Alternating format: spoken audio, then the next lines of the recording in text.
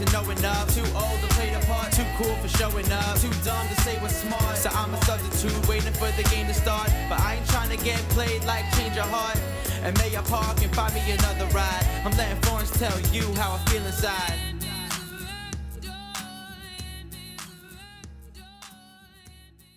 Okay, so I've already tried to shoot this video once. It's supposed to be off the cuff, but this is kind of a hard topic to discuss,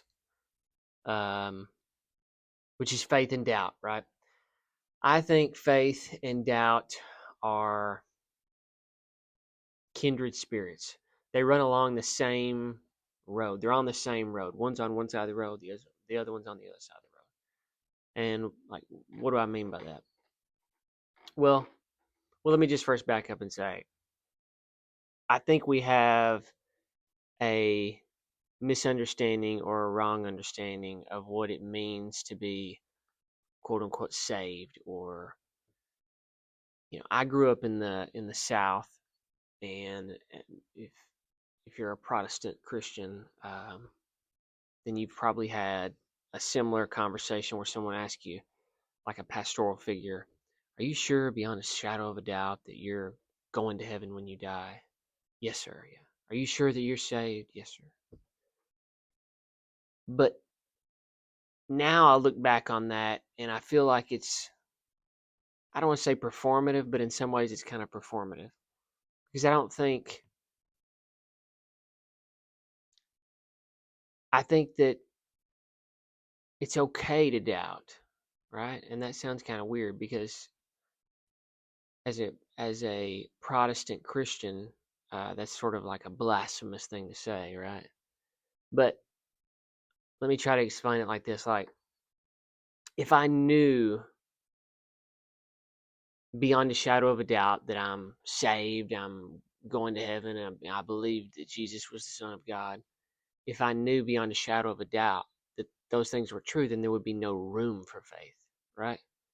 So like, doubt is sort of a prerequisite to even have faith. It's the not knowing that allows you to, like, faith is more valuable than knowing. Like, it cheapens it if I know for a fact, because then there is no room to live a life of, it's just without certainty.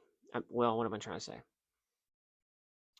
Like, for instance, if I knew all the reasons why my wife loved me, then it does cheapen it. It's the unknown things, the little intricacies of why we love each other, why love works, is the unknowing and continuing to do it anyway, right? If I knew that I was going to win the race, why would I run the race? The whole point when you start the race is, I don't know, but I'm going to run it anyway, right? I don't know if that makes any sense. But I wrote down a quote from Paul Tillich, which I got some of this from Paul Tillich, but it says, doubt is not the opposite of faith, it is an element of faith. The presence of doubt is the sign of a healthy faith.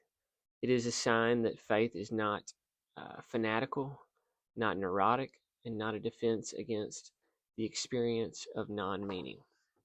So, doubt and faith, they run along the same road.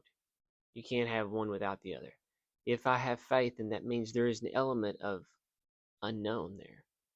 But that makes it even better, right? Because I don't know the outcome. And I'm choosing to do it anyway. And that's with most things in life. I feel like the best thing about life in some aspects is that we don't know. And that we do things anyway, despite not knowing.